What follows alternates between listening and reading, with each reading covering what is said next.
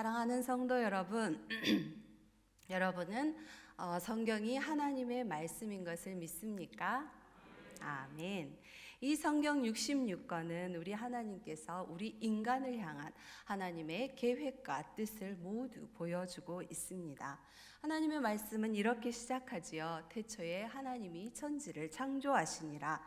그 끝은 인사말이 있지만 그 하나 앞에는 아멘 주 예수여 오시옵소서 이렇게 끝이 납니다. 그리고 그 처음과 끝 사이에는 아주 많은 일들이 벌어지지요.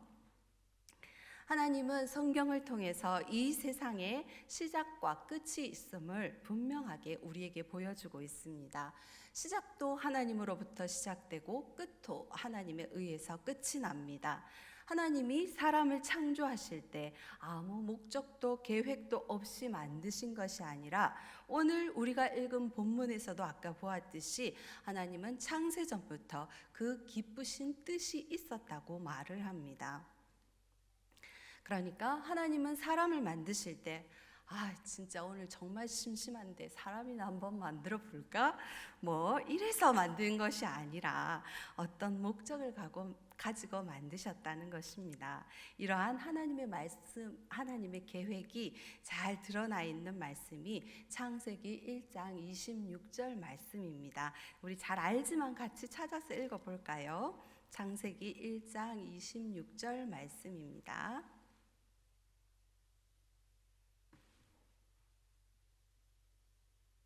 같이 읽겠습니다.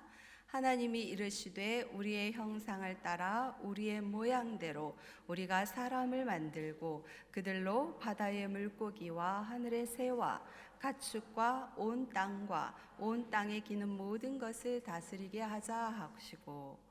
네, 여러분이 하나님이라고 생각하고 이 말씀을 바탕으로 해서 한번 상상해 보시기 바랍니다. 너무나 완벽하고 영광스러운 하나님의 세계, 하늘의 세계가 있습니다.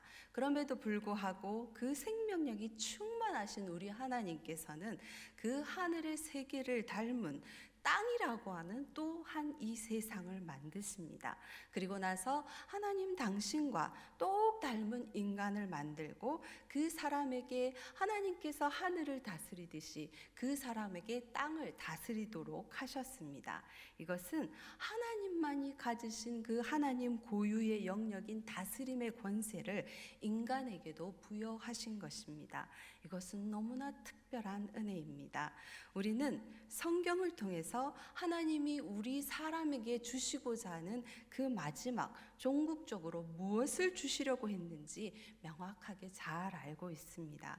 그것은 바로 타락한 인간을 그리스도 안에서 구원하여서 하나님의 자녀가 되게 하고 그의 나라를 주시고 그분과 함께 영원히 왕노릇하는 것입니다. 이 왕노릇이 바로 다스림의 권세를 의미합니다. 이것은 우리 인간을 향한 하나님의 최종 목적이고 아까 우리가 읽었던 창세기 1장 26절 말씀의 성취인 것입니다. 성경은 바로 이렇게 끝이 납니다. 하나님과 사람 사이에는 창조주와 피조물이라는 이 엄청난 간극이 있음에도 불구하고 하나님은 인간에게 하나님 당신과 거의 방불한 이 다스림의 권세를 주셨고 하나님과 우리 인간과의 관계를 결정짓는 조건으로는 오직 한 가지 하나님을 향한 사랑과 그 믿음을 요구하셨을 뿐입니다. 그러나 불과 우리가 성경을 읽어보면 딱 2장만 넘어가면 어떤 일이 벌어집니까? 네, 사람이 그만 하나님을 향한 그 사랑과 믿음을 배반하고 말게 되지요. 그래서 하나님께서 인간을 창조하신 그 목적과 계획이 우리가 볼 때는 그 순간에 산산이 부서지고 말았던 것입니다. 그러나 우리 하나님이 어떤 분이십니까? 우리 하나님은 결코 실패가 없고 포기가 없는 분이십니다. 하나님은 인간은 하나님을 배반하고 우리 하나님의 마음을 아프게 했지만 우리 하나님은 그러한 인간을 결코 포기하지 않고 창세 전부터 가졌던 하나님께서 꿈꾸셨던 아까 우리 말씀에 보면 그 기쁘신 뜻을 따라라고 말씀하고 있습니다. 그 생각만 해도 하나님께서는 기쁘셨던 그 계획을 반드시 이루시고야 마는 그런 분이십니다. 오늘 바울이 하고 있는 이야기의 내용이 바로 그것입니다. 바울은 오늘 본문에서 가장 많이 사용하고 있는 말이 있는데 그것은 바로 그리스도 안에서입니다. 3절부터 14절 안에 무려 11번이나 반복하고 있습니다. 바울은 예수 그리스도가 아니면 하나님이 계획하셨던 그 어떤 일도 이 땅에 이루어질 수 없다고 말하고 있는 것입니다. 바울은 오직 예수 그리스도 그 한 분, 그 한 길을 통하여서만 하나님의 뜻이 이루어질 것이라는 것을 강력하게 11번이나 그리스도 안에서를 반복하면서 그렇게 강조하고 있는 것입니다. 우리는 오늘 본문을 중심으로 해서 하나님께서 그 기쁘신 뜻을 이루기 위하여 그리스도 안에서 우리에게 어떠한 선물들을 주셨는지, 어떠한 은혜들을 주셨는지 살펴보도록 하겠습니다. 첫 번째로 우리가 그리스도 안에서 받은 은혜는 하나님께서 우리를 택해 주셨다라는 것입니다. 이 주제는 정말 다루기가 어려운 주제입니다. 특히 예수님을 이제 막 믿기로 작정하신 분들이 가장 처음 만나게 되는 그러한 장애물일 수도 있겠습니다. 왜냐하면 왠지 이 말을 들으면 나의 의사나 선택권은 철저하게 무시되고 하나님 당신께서 자기의 뜻대로 우리의 운명을 정해놓고 나의 인생을 마치 좌지우지하는 것 같은 그러한 생각이 들기 때문입니다. 우리의 구원이 이미 하나님의 손에 달려 있다면 우리는 왜 열심을 다해야 하는지, 그리고 우리의 운명이 미리 정해져 있다면 왜 하나님께서는 우리에게 선하게 살라고 요구하시는 것일까? 그렇다면 하나님께서는 우리를 심판하실 권리가 어디 있단 말인가? 기타 등등 이렇게 여러 가지 의문에 봉착하게 되지요.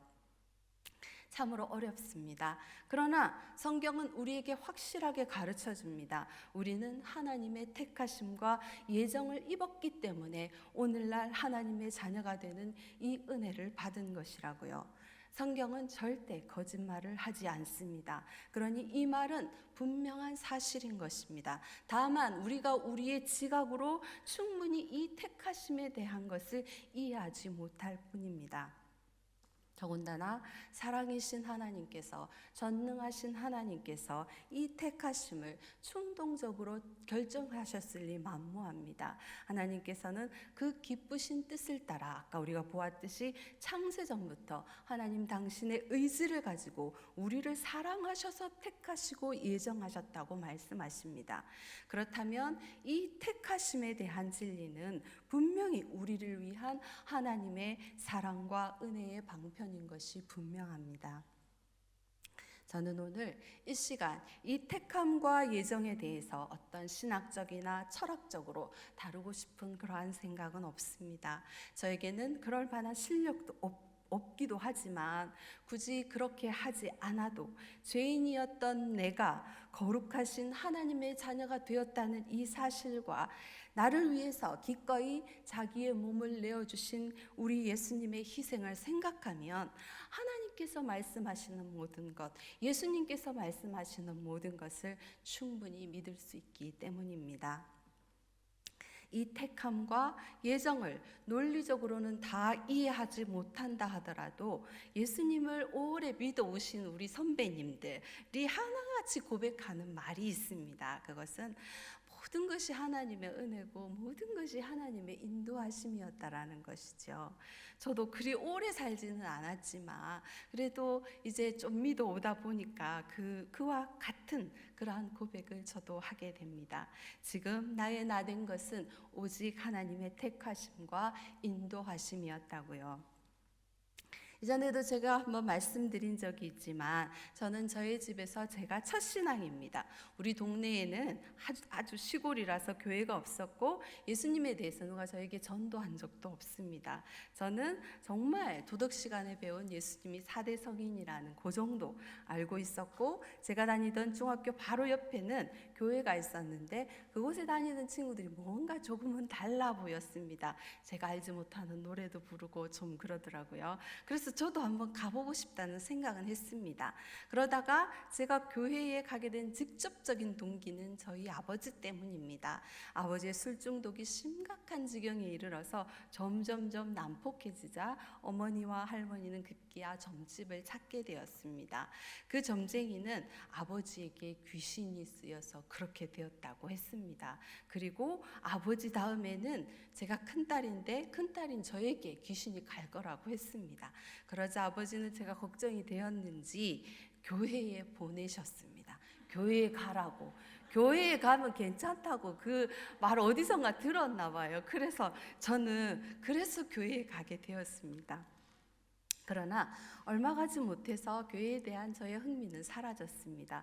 그럼에도 불구하고 다시 고등학교 되었을 때 저는 또 이단 종교에 빠지게 되었습니다. 그래서 고3은 전혀 공부를 하지 않았습니다. 왜냐하면 말세 종교였거든요. 곧 주님이 오신다 하는데 공부를 왜 합니까? 그죠? 그래서 저는 공부를 하지 않았고 그 사명자 속에 들어가기 위해서 고등학생이 밤낮으로 교회 가서 살았습니다. 하여튼 그런 시절도 있었습니다. 그렇지만 하나님께서는 저를 그곳에서 이끌어내셨고 신학을 하게 하셨고 지금 여러분 앞에 여기 이 자리까지 인도해 주셨습니다. 저는 확실하게 제가 하나님의 자녀가 된 것이 전적으로 하나님의 택하심이요 인도하심이라고 믿습니다. 그러나 또한 저는 지금까지 살아오면서 단 한 번도 하나님께서 나의 선택권을 막았다고 생각한 적은 없습니다. 저는 때로는 기도를 통해서 하나님께 인도하심을 구하기도 했지만 대부분은 제 마음대로 제 생각대로 그렇게 살아왔습니다. 뒤돌아보면 아슬아슬했던 순간들도 참 많이 있었고 위험한 순간들도 있었습니다. 그때마다 하나님께서 뒤돌아보니 간섭하시고 인도해 주셨다는 것을 이제서야 알게 되겠더라고요. 성경에서도 보면 아담에게는 하나님께서 어떻습니까? 사랑할 권리도 주셨고 하나님을 사랑할 권리도 주셨고 배신할 권리 두 가지의 선택권을 다 주셨습니다. 하나님은 아담에게 주신 그 자유의지를 막지 않았습니다. 하나님이 만약에 강제로 아담을 막았다면 우리 예수님은 죽지 않아도 되었을 것입니다. 그러나 하나님은 그렇게 하지 아니하셨죠. 그러나 하나님은 어땠습니까? 그 아담의 후손들을 버리지 않기로 작정하시고 하나님 당신만의 방식으로 그리스도 안에서 우리를 택하시고 인도하심의 과정을 통해서 결국에는 당신을 믿고 사랑할 수 있는 이 자리까지 인도해 주신 것입니다. 그렇습니다. 우리 하나님께서는 우리의 자유의지를 제한하지 않으면서도 당신의 뜻을 이루실 수 있는 분입니다. 아브라함도 한번 살펴보겠습니다. 아브라함이 먼저 하나님을 찾았을까요? 아니지요. 하나님이 먼저 아브라함을 찾아주신 것입니다. 아브라함이 갈대아 우르에 있을 때에 그때에 믿음이 있었다는 말은 성경 어디에도 없습니다. 오히려 여호수아는 말하기를 우리 조상 아브라함 집이 그 고향에 있을 때 우상을 섬겼다고 말합니다. 하나님의 택하심을 받을 만한 일말의 자격도 없던 아브라함을 하나님이 먼저 택하시고 부르셨고 비로소 그 하나님의 택하심을 받았을 때 아브라함은 그가 갈 바를 알지 못하고 그 길을 나섰던 것입니다. 그러한 그를 하나님께서는 그 세밀하신 손길로 인도해 가시면서 믿음의 사람으로 점점 키워주셨고 결국에는 어떻습니까? 우리 믿음의 조상이 되게 해주셨던 것입니다. 사랑하는 성도 여러분, 하나님의 택하심의 신비는 우리가 알 수 없습니다. 그러나 우리가 아는 것 분명한 한 가지는 우리는 자격이 없었다는 것과 그러한 우리를 하나님께서 먼저 택해 주셨다는 것, 그 택해 주신 이유는 오직 하나님의 사랑 때문이라는 것입니다. 그 하나님의 사랑 때문에 그리스도 안에서 예비해 놓으신 오늘 읽은 본문처럼 하늘의 신령한 모든 복들을 우리에게 주시기 위한 것입니다. 사랑하는 성도 여러분, 우리는 이러한 은혜를 받은 자들입니다. 우리를 택하심은 내가 잘나서가 아니라 하나님의 사랑에 근거하신 것입니다. 하나님은 우리의 자유의지를 막지 않으면서도 당신께로 더 가까이 인도하실 수 있는 그러한 능력을 가지신 분이십니다. 성경이 이 택하심이라는 이 진리를 이야기할 때에는 우리에게 어떤 정해진 숙명론을 말하고자 하는 것이 아니라 그 택하심에 대한 이 말을 하는 것은 우리가 상상할 수 없는 그러한 큰 사랑으로 그 하나님께서 그 긴 시간을 두고 우리를 구원하셔서 당신의 자녀를 삼으시겠다는 그 강력한 마음의 의지를 표현할 때 바로 이 택하심이라는 말을 사용합니다. 그 의미는 하나님이 내가 택하였으니 반드시 구원하겠다는 것입니다. 그러므로 여러분, 그분께 모든 것을 맡기시기 바랍니다. 하나님은 우리의 실패를 통해서도 우리를 하나님께로 더 가까이 인도하실 수 있는 분이십니다. 우리의 고난도 우리의 부족도 이러한 하나님의 의지를 결코 막을 수가 없습니다. 그러한 능력의 하나님을 굳게 붙잡으시고 오늘도 앞으로도 힘차게 우리의 믿음 생활을 해 나갔으면 좋겠습니다. 두 번째로 우리가 그리스도 안에서 받은 은혜는 죄사함입니다. 죄사함, 이 말은 그리스도인이 되면 어떻습니까? 오늘도 듣잖아요, 그죠? 어제도 듣고 그제도 듣고 설교 때만 되면은 귀가 닳도록 듣는 말씀이라서 정말 이 죄사함은 기독교의 핵심이고 본질임에도 불구하고 그 감동은 사실 점점 작아지는 것이 사실입니다. 이 죄사함의 은혜 때문에 아직도 여전히 눈물 짓는 분들이 간혹 보이시던데, 그러한 눈물을 짓고 있다면 그 사람은 정말 깨어있는 분이라고 생각합니다.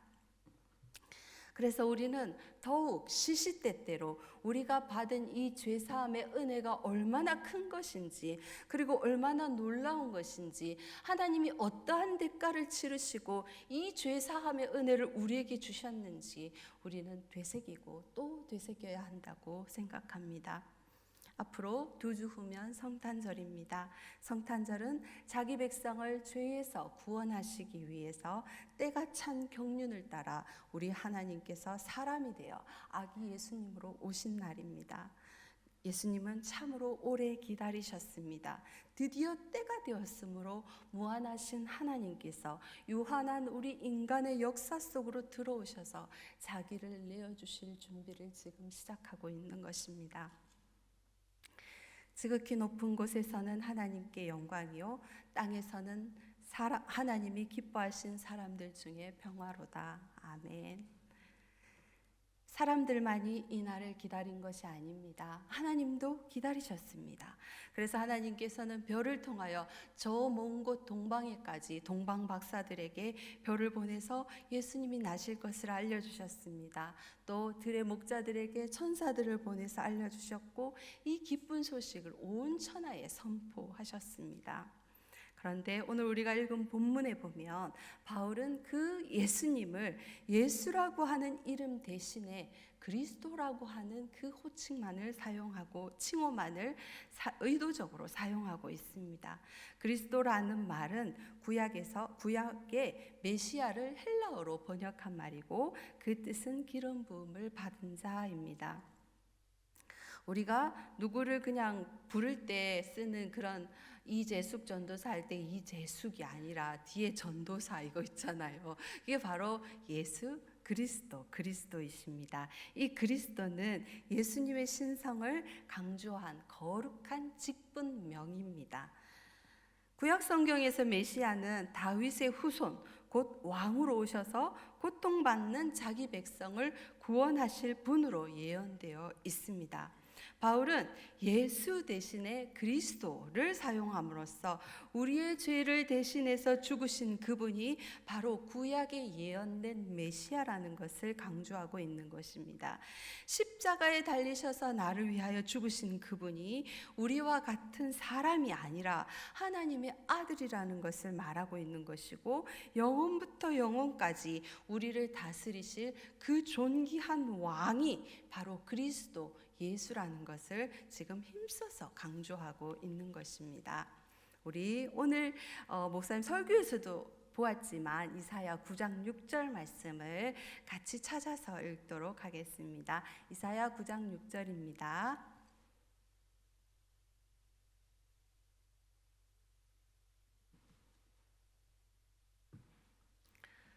같이 읽겠습니다. 이는 한 아기가 우리에게서 낳고 아들을 우리에게 주신 바 되었는데 그의 어깨에는 정사를 메었고 그의 이름은 기묘자라 모사라 전능하신 하나님이라 영존하시는 아버지라 평강의 왕이라 할 것임이라. 아멘. 그렇습니다. 예수님은 하나님의 독생자 그리스도이십니다. 그분은 영광의 하나님의 본체이십니다. 가장 높고 존귀하신 분이 가장 낮고 낮은 나를 위해서 죽은 것입니다. 하나님의 독생자 아들을 통하여서 우리의 모든 죄를 사해 주시기로 하나님께서는 작정하시고 그 죄 사함을 받은 모든 자마다 하나님 당신의 자녀가 되는 이 놀라운 권세를 주셨습니다. 우리를 죽음에서 우리를 생명으로 옮겨 놓으신 것입니다. 사랑하는 성도 여러분, 우리는 이 은혜를 누구 안에서 받았습니까? 바로 그리스도 안에서 받았습니다. 다른 이로서는 구원을 얻을 수 없나니 천하 사람 중에 우리에게 구원받을 다른 이름을 주신 적이 없다고 말씀하셨습니다. 오직 그리스도뿐입니다. 우리의 죄를 사함 받을 수 있는 것은 오직 그리스도 안에서 우리는 죄의 사함을 받았습니다. 아멘. 세 번째로 우리가 그리스도 안에서 받은 은혜는 하나님의 영광의 찬송이 되는 것입니다. 바울은 오늘 우리가 읽은 본문 6절, 12절, 14절에서 이 부분을 강조하고 있습니다. 결국은 하나님께서 우리를 구원하시는 목적은 우리를 통해서 영광을 받으시기 위함이고 그 이름을 찬양하게 하기 위함, 곧 다른 말로 또 표현하면은 하나님 당신의 영광의 찬송이 되게 하기 위함이라는 것입니다. 하나님께서 무엇이 부족하셔서 영광을 받으셔야 할까요? 하나님이 사랑을 못 받아서 그런 걸까요? 요즘 말로 우리 하나님께서 관종이라서 그러는 걸까요? 결코 아니지요. 하나님께서 영광을 받으시기 원하시는 이유는 오직 온 저 하늘과 땅 이 온 세상 가운데 영광이라는 것을 받으실 만한 유일한 존재는 우리 아버지 하나님 꼭 딱 한 분밖에 없습니다. 바로 그 이유 때문입니다. 그 존재의 이유가 바로 영광을 받으셔야 하는 이유입니다. 살아있는 모든 것들은 그분에 의해서 창조되었고 그분의 생명 때문에 살아가고 있고 그분의 다스림, 사랑의 다스림 안에서 우리는 살아가고 있습니다. 우리가 부모를 공경하는 것이 변함없는 진리이듯이 우리 하나님께 영광을 올려드리는 것은 인간의 너무나 당연한 본분인 것입니다. 이것을 하나님을 사랑하는 자마다 하나님께 영광을 올려드릴 수 있는 것은 하나님을 사랑하는 자만이 할 수 있는 것입니다. 하나님을 믿지 않거나 귀신들이 하나님을 안다고 해서 하나님을 찬양하고 영광을 올려드릴 수는 없는 것입니다. 오직 하나님이 그를 사랑하고 그가 하나님을 사랑할 때 그 사랑과 믿음의 관계 안에서만 하나님께 영광을 올려드릴 수가 있는 것입니다. 우리가 살다가 보면 정말 많은 죄의 유혹을 받게 됩니다.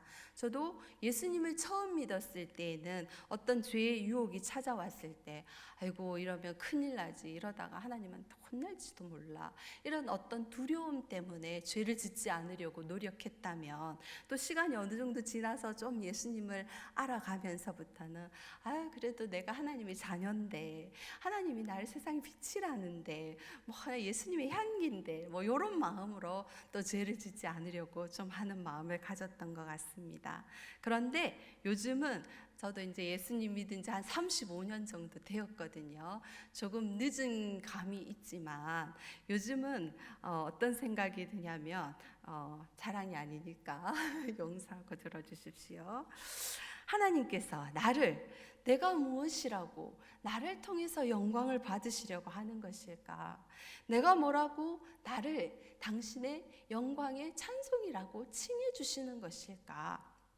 라는 이러한 생각이 들면서 그 말씀에 순종하고 따라야겠다, 이러한 생각이 듭니다. 하나님께서 나를 영광의 찬송이 되게 하겠다는 말을 조금 쉽게 이해하기 위해서 포도나무에다가 비유를 해보자면 나는 그 예수님이 포도나무라면 포도나무의 꽃과 같고 열매와 같은 것인데 원나무이신 포도나무가 예수님이 그 꽃을 보고 아, 너 참 예쁘구나. 죄송합니다. 제 스타일입니다. 갑자기 좀 느끼할 것 같은 생각이 들어서 하다 보니까 죄송합니다. 너 참 예쁘구나. 아, 그 너무나 알찬 열매를 맺게 되겠구나. 어, 아, 나의 꽃아. 너 너무나 기대가 되고 나는 너 때문에 너무나 기쁘고 너무나 행복하구나. 이런 말을 하고 있는 것 같습니다. 사랑하는 성도 여러분, 우리는 하나님의 영광의 찬송입니다. 하나님께서 무엇이 부족하셔서 우리의 영광을 받으시겠다고 하겠습니까? 그 이유는 단 한 가지. 우리 하나님께서 당신의 독생자 아들을 주시기까지 우리를 사랑하기 때문입니다. 그 긴 세월 동안을 이 일을 이루시겠다고 달려오신 그 의지 때문인 것입니다.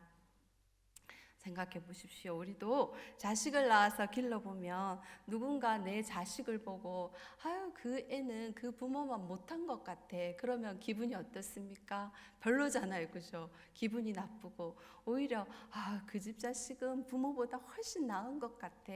이렇게 얘기하면 괜히 내가 으쓱해지고 막 기분이 좋잖아요. 이런 것처럼 우리 하나님이 바로 그러하십니다. 우리 하나님은 그렇게 좋으신 아버지이십니다. 우리 하나님은 우리로 하여금 당신의 꽃이 되게 하기 위해서 독생자 아들을 희생시키신 그러한 분입니다. 그 사랑을 입은 우리는 이 성탄이 다가오는 이 즈음에 그분의 그 깊은 사랑과 그 은혜를 더 깊이 묵상하고 찬송하는 그러한 시간이 되었으면 좋겠습니다. 사랑하는 성도 여러분, 우리는 그리스도 안에서 택하심을 받았습니다. 아멘. 우리는 그리스도 안에서 죄 사함을 받았습니다. 우리는 그리스도 안에서 하나님의 영광의 찬송입니다. 아멘. 이보다 더 큰 은혜와 사랑은 없는 줄로 믿습니다. 우리 다 같이 하나님께 영광의 박수를 올려드리겠습니다. 자, 이제 그 크신 하나님의 사랑